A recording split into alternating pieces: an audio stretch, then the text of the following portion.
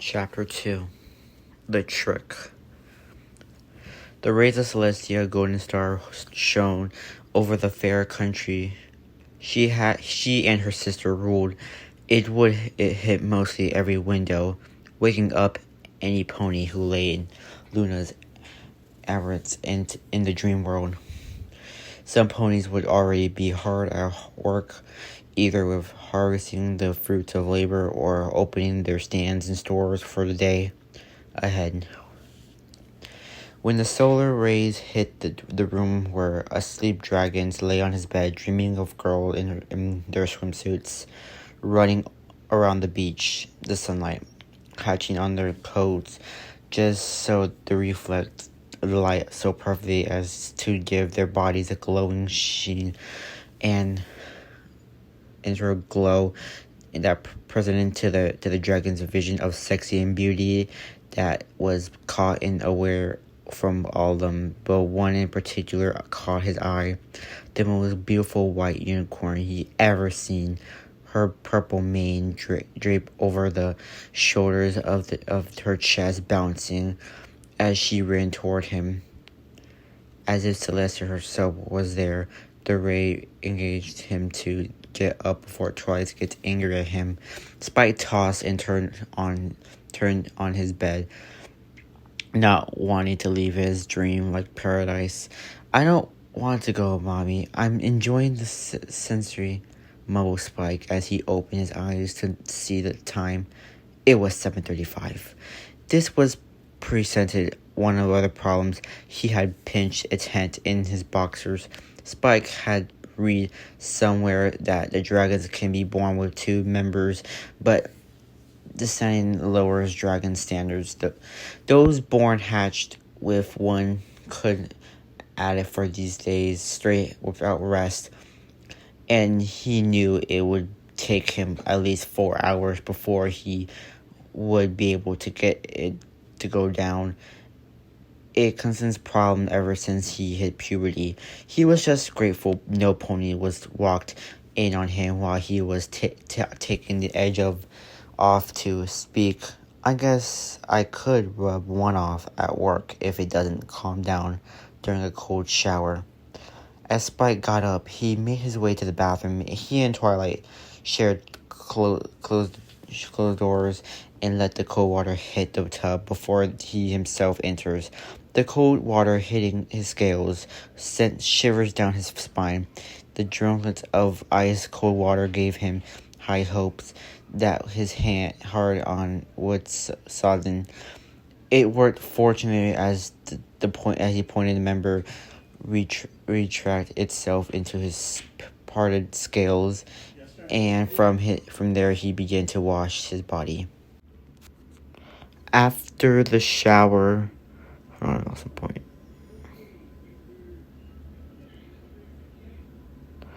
Spike put on his work clothes, a plain white button-up shirt, hand-stitched by Rarity herself, a gift for him getting his job, a loose-fitting pair of blue jeans and costume slacks. He went downstairs to the kitchen and made himself a light breakfast, which consists of a jam sandwich and milk. Eating it, his thoughts were in his former pet, Pewee, the phoenix bird. He didn't know why, but it was always a tad lonely without the little guy around. Looking at his clock above the door, Spike gasped as it's 7:50. "Oh no, I'm gonna be late." Faster than Pinky can make and eat a cookie, he burst through the front door, took to the sky, heading straight for his job.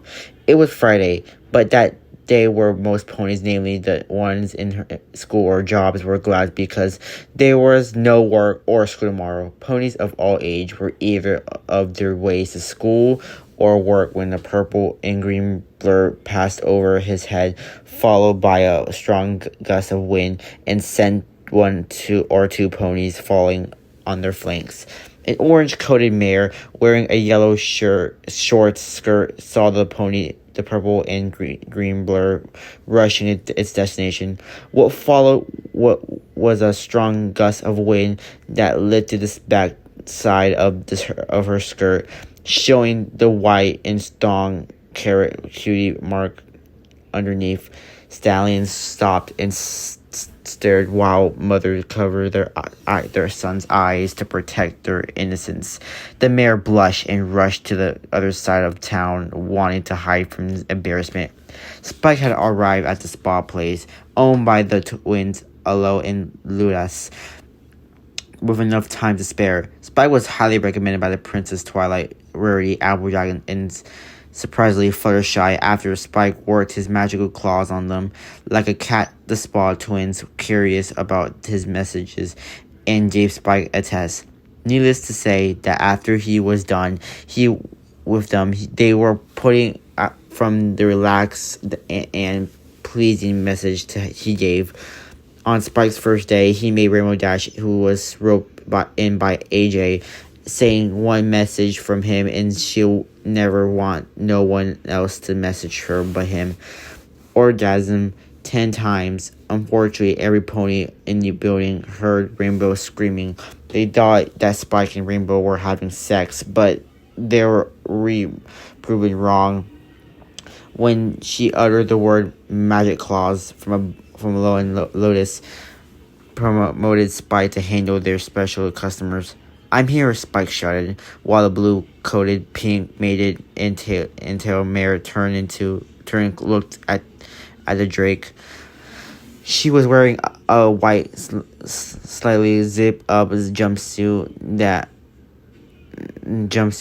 showed off her cleavage with matching sweatpants.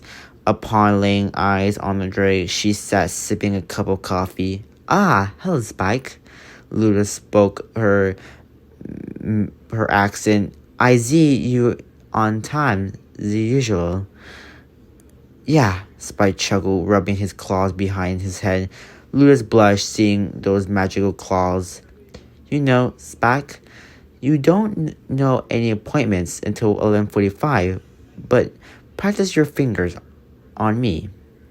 The mayor blushed at requested, knowing very well what those claws could do.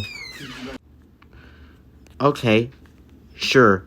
Do you want me to just do the shoulders?" Spike asked in his instinct, getting behind the mare, laying his claws along her neck. Just the shoulders. Upper back should be fine, Spike." Spike nodded his head, unneeded by Ludus. He started off gently working his claws with the natural-born penis, tapping a pressure point in his tense muscle with notes to some grand, sending small shivers down Lucy's body. His claws began at her neck, dragging his scales deep into her slender neck. Exerting tiny moans as she did, applying pressure on areas that made her jump. Luz began to feel very calm, and he began to grow between her legs as Spike gave her a mixture of pain and pleasure. He gently kneaded her into her acting neck.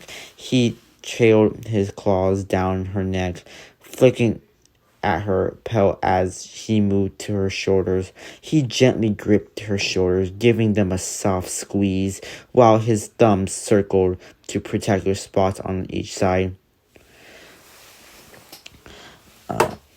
He gently giving her a soft squeeze. Her thumbs cried through particular spots on each side of her shoulder blades, these spots being the most taut and tense on the mare. Spike poked into them, the tip of his claws digging deep into the tissues of them as he began to focus on the shoulders at time. Changing position, Spike pulled her hand behind her as exposed to blade for more access and began gently rubbing the inner part of the shoulder. Spike knew that he managed to feel good.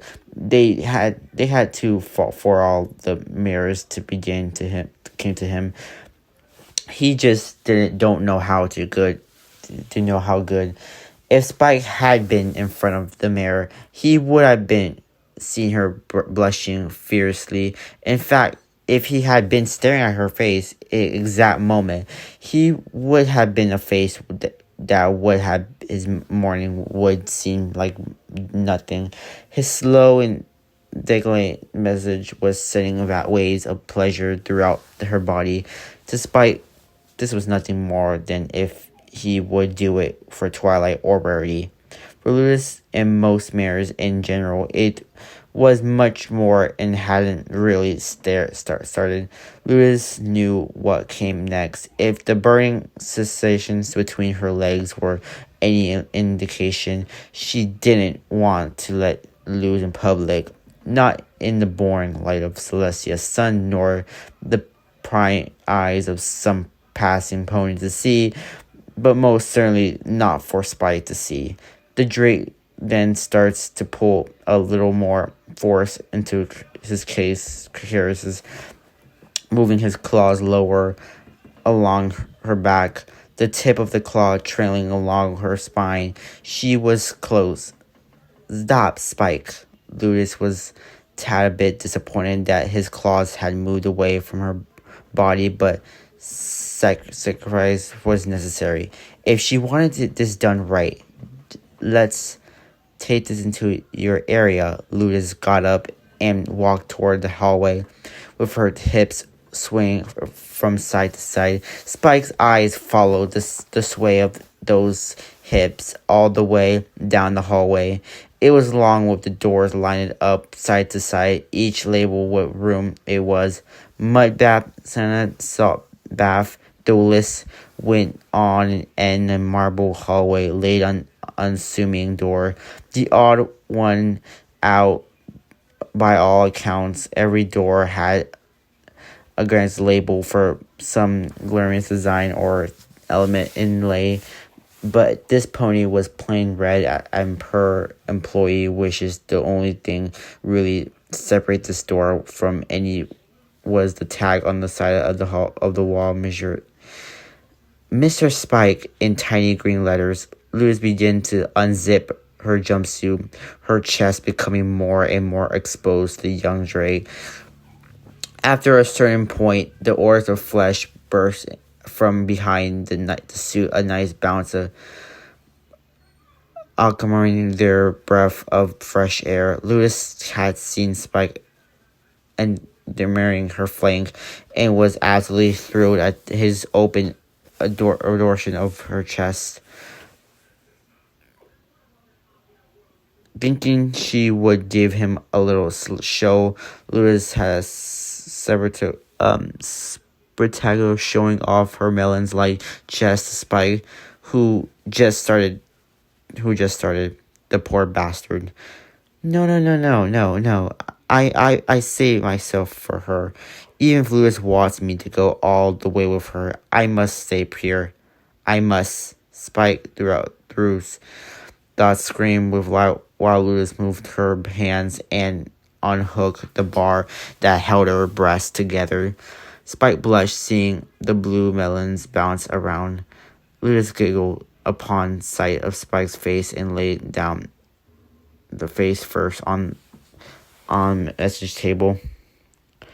You may begging ya, Ludus said, peering. Spike nodded while he moved his claws from her side toward her right hoof.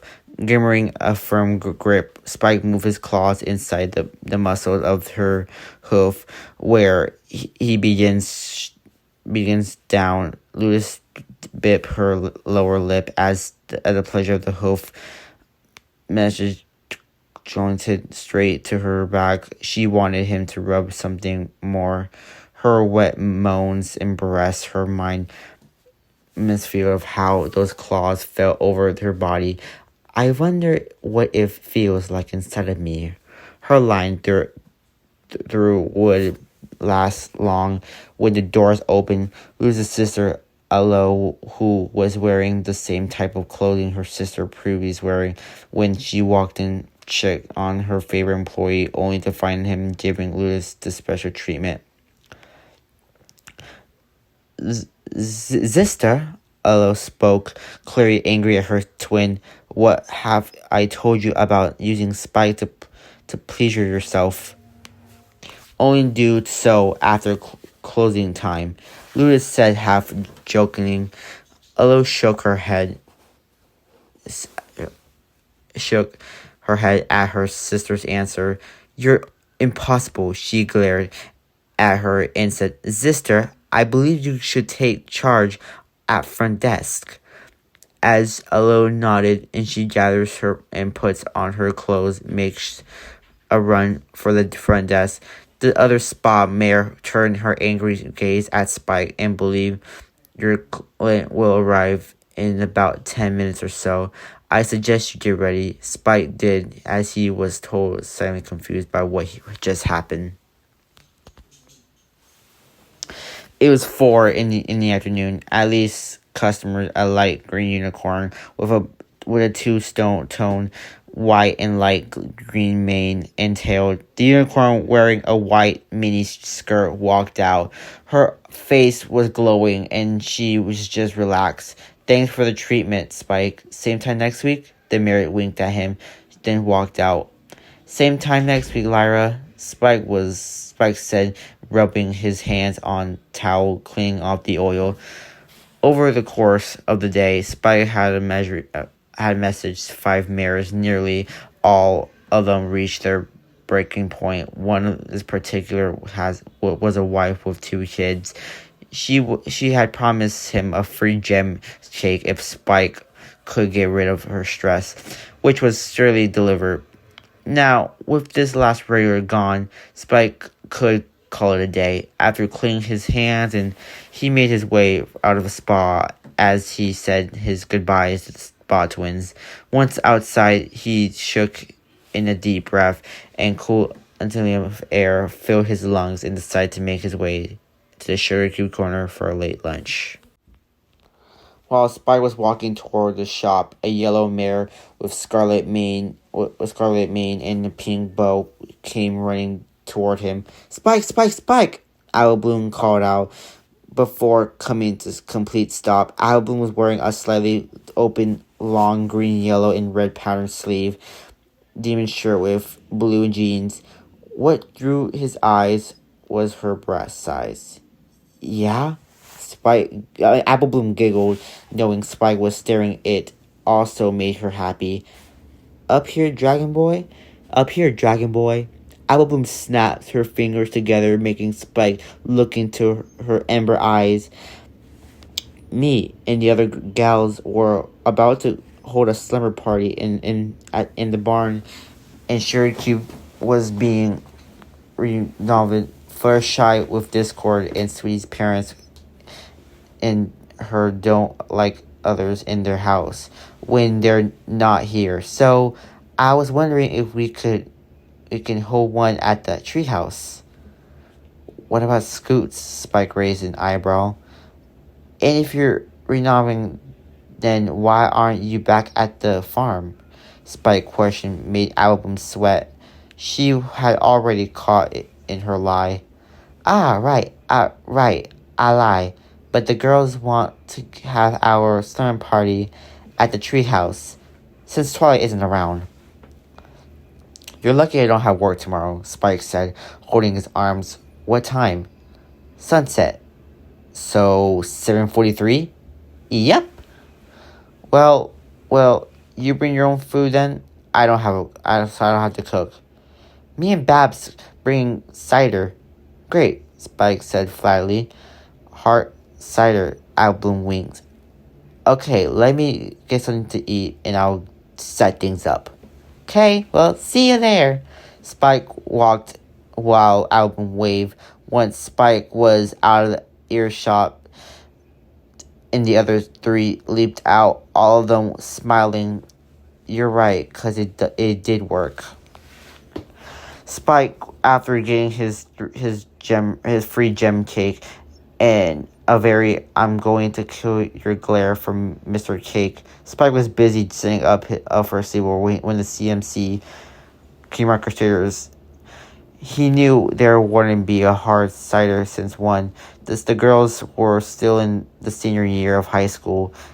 2, Spike being a dragon in extreme tolerance over alcohol, but still, It was a party, meaning anything could happen. Spike threw or lost to win he in the four mares. He knew since they were fillyhood were at their secret spot during the recent summer. Album in her yellowish bikini, her breasts bouncing around whenever she moved. Then there was Babsie's, whose brown bikini somehow rolled up her crotch. School's tone wet thing ties and Sweetie Belle's erected nipples poking through her one-piece swimsuit. His thoughts were interrupted when the door opened. Scootaloo, Sweetie Belle, Album, and Babsie's were all entered the library. All of them were wearing pajamas, each carrying their own sleeping bag. Wow, the four said in unison as their gaze at the spread of food, drinking, and board games. You really went all out, didn't you, Spike? Scootaloo asked, taking a triple chocolate chip cookie and ate it. To say her taste buds were having an orgy would be an understatement. By Celestia, Spike, this is delicious. Scootaloo sighed in happiness while the others took a bite. When did you learn how to bake? Asked Sweetie Belle. I learned in the library, remember? Also, I learned it from chefs when I lived in Celestia. Oh, they said in unison. The four ponies and dragons all sat around the couch. Well, Spike and Sweetie sat on the couch, while Babs, Scootaloo, and Album sat on the floor. Spike had told them stories, scariest ghost stories, in the spirit of up and coming holiday nightmare night. When Rainbow Dash woke up, she tried moving her arms and legs and wings, but it seems pointless. The worried mare turned her head. It was dark, and the room she was in reeked of death. When lights came on, Pinkie Pie was standing in front of her with a white blanket over a tray cart. She had on a dress that was made out of Pegasus wings, cutie marks from ponies that were missing. As Spike told him the story, Scootaloo held onto the nearest pony's arm in fright and terror, which happened to be Album's. She also had a necklace made out of unicorn horns. Ha! Pinkie, this is funny. The best prank you pulled yet, Rainbow chuckled. Oh, Dashy, I wasn't joking. Rainbow turned in what she saw, something she wished she hadn't. Spike took this moment to pause the story, raising the tension, the new levels at a second after authorizing the second pass for the Crusaders. Spike's face betraying just how horrible, disgusting, and traumatizing his next word would be. He mockingly completed if he should continue when. What? Asked the four in unison. Their excitation reaching its limits as they learned to hear the dragon's words. Even Sweetie and Scoots were unlisted to rapt attention. Spike manfully continued his story. On the back wall, someone had wrote "Life is a party" in blood. To the side, the table where spread of rotten cupcakes was carved into heads of diamond tiaras, silver spoon, and pyramid twists. Maggots crawling out from their eye sockets, noses, and mouths. About time you woke up. Wouldn't want you to miss all the fun, Pinkie said with a sickening grin. Pinkie removed the blankets. Under it was all sort of sharp objects. Scrabbles, knives, and saws, and party blowers. Some birthday candles, and an ice pick. A party blower, some birthday candles, and ice pick. But what was at the bottom was a trusty pink handle chainsaw with stickless made for parties she called Cheney. Come on, Pinkie, this isn't fun anymore, Rainbow pleaded, but it fell on deaf ears. Pinkie picked up the chainsaw and began to rev it. With one mighty pull of the razor-edged chain spine, she lifted it up over her head and brought it down, cutting off her wing. Stop! Scootaloo shouted. not wanting to hear the rest of the story. Stop, please, I don't want to hear the rest of it. Spike looked at the girls, who was all shaken by the story. Sweetie, who was crying and clinging to Spike like her life was on the line. All right. How about a game? Sure, Sweetie chipped. Anything to get my mind off that story, School quivered. Nothing wrong with that, Album spoke. All right, poker it is. Babs raised her arm and left to get the neck. Is the name of the game Blackjack, Goldfish, or Oh Mary? Asked Spike, getting the table and the chairs from the kitchen. Nothing complicated. Babs waved her hand. That takes practice. This is good old 21, she said, shuffling the desk to practice ace. Something everyone can play, and all comes down to luck. Babs winkled at the other's trickery, and as Spike sat at the front of the end of the table, Babs began to passing out the cards to each as the draw. That's when Sweetie spoke. Can we make this interesting? She asked, picking her finger at the card with slight reflex. Like how? Spike asked, taking a look at his cards. An ace and 5. He was gold, and so a little betting wasn't too bad for him. Oh, Babs shouted, catching everyone's attention. Let's play strip poker. Her word caused Spike and everyone other mare to blush. That's crazy, Spike shouted, turning his head away as visions of the naked beauty before him popped into his head. What's wrong, Spike? Skulu asked, smirking at the blushing dragon, embarrassed from will not only lose a bunch of girls, but have to walk around showing your underwear. And the mare paused for a moment, checking out Spike's body. Despite the fact he was wearing a white tank top, his well-toned abs still shone. Even with this green and purple pajamas problem, they did the next nothing and stopping her imagination from seeing what it had beneath.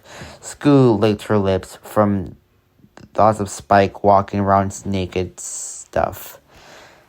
No, Spike puffed at his chest, showing his mainly prideful side all creatures had. I bet that I won't even take off his shirt. That's what I like to hear. Skulu clapped her hands, enjoying the prideful side of the dragon. She loves to strip blackjack. It is. She said in a nautical tone. What just happened? The confused dragon asked as Babs placed a card on his side. That's a hit, she said. Want another? Spike unpacked his cards and aced a 5 and a 2, 21. I'm good. A doleful expression spoke volumes to the girls, but he was too interrupted by his good luck to notice. Spike won hand with the 21 from him, and 18 from Scoots, and 11 from Babs, and 26 from Sweetie, and 20 from Applebloom. The final continued with Spike getting the winning hand for 11 turns.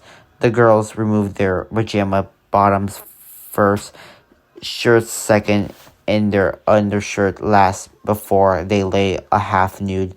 Album, Skulu, and Babs seated with Sweetie Bow being the last one to have anything left that Spike felt barely comfortable taking off. It was plain white blouse that really did nothing to hide her purple bra underneath, even less for the undergarment that lay lower. Spike himself had lost some hands, so he was down to put his pajama bottoms underneath, which is, if push came to shove, he would have no problem losing. Sweetie was frightened to his chest, and she eyed Spike from tail to tip to begin to speak. Spike, she started, to her voice barely above a whisper as she spoke at her cards. Can we change the deal? The girl looked at her as if she was crazy. We came this far, Sweetie. Why change the deal now? Babs asked as she slipped the next card between her fingers.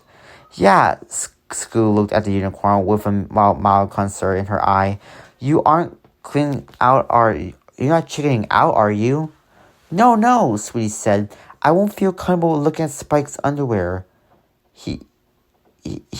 Spike chuckled. He knows that implies that you're gonna win the next. And hands, Sweetie, and I doubt that will happen. His cocky attitude was the cue for what all present in to begin their plan. Well, you don't know you're gonna win, Spike. Babs said, faking to bring the dragon off the high pedestal or something. Yeah, Sweetie still got a hand left. Sweetie, Scootaloo injected. Fine. What's this change in deal, Sweets? Spike asked, his smile never leaving his face, and tried to calm the other girls down. You go on a date with all of us. If you win, I can take off my balance as agreed. The smile on Spike's face was instantly wiped clean as he saw Sweetie's face was a look of pure experience. Her eyes wide in the tightest of smiles, treating the break across her face. It was a look of put on Spike's edge. Okay, he recently said. He'd been cocky the whole time, and he couldn't let a confidence go now. With a steady hand, he laid his cards in front of Sweetie and the girls. A jack of 5 and 4, 19, as close as he could without sweating. But Sweetie spoke all he needed to know that he lost, and with each card in pocket felt lighter and lighter. A 7, a 9, and a 5/21. Sweetie had bitten him, and he was not a happy dragon. Oh, come on, Spike cried, losing his hand nearly naked Sweetie of all ponies. A bet's a bet, Spike. You have to take us all out on a date on Nightmare Night. Sweetie giggled while the other giggled. Yeah, Spike rumbled. And you're helping me clean up in the morning. The four nodded and looked at the clock. It was 11:45. I think we should call it a night. Spike yawned, and just he was about to stand up for the four mares, proceed to sing him flat on his back. The night is still young, Album spoke. And we aren't tired. Yeah, the other three said. Spike slightly acknowledged it with ponies. So he went along. So now what? He asked the Dre who handed Babs the card. Something told him that those four had planned to do something they all might regret. Do y'all need to ask Truth or Dare anyone? Oh, me! Scootaloo winked shots up, already having a lot of dirty dares for Spike. This didn't go unnoticed. Spike shuddered from the throat of what dare she planned. Maybe she would dare him to wear a dress throughout the game, or having him take off his clothes, or worse, have passed sex with her while the other watched. Spike got up from his chair and took the table back into the kitchen. Sweet corn came life as an empty bottle of Album cider encased her jade color. The bottle flowed over the floor and sat it down. Spike returned with a bowl of popcorn and sat in the circle, still nervous about the game, and with the lack of clothes. Alright, since Spike's hosting, I think he should go first, Album said while Spike reached and spun the bottle. The bottle landed on the yellow mare. Truth or dare? Dare. I dare you to make out with Sweetie. Both mares blushed as the dare while Scootaloo, Babs, and Spike cheered. All four characters had experience with each other during their sleepover. For one reason, Spike was going to be busy pleasing one of them. Album nodded and crawled over to the white mare with a sort of look in her eyes. The room seemed to fade while the yellow mare moved closer to her target. Without waiting, Album lips met Sweetie's to Apple Bloom's surprise. Sweetie's tongue slid from her mouth, which Album's accepted. Spike, School, and Babs watched while the two made out.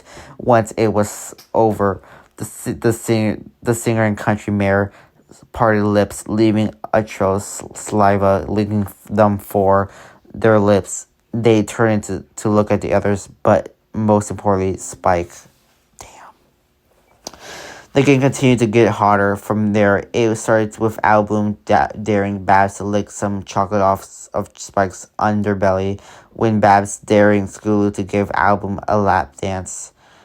Eventually, Spike and the key marketeers were daring each other to take off the remainder of their clothes, and they're disappointed.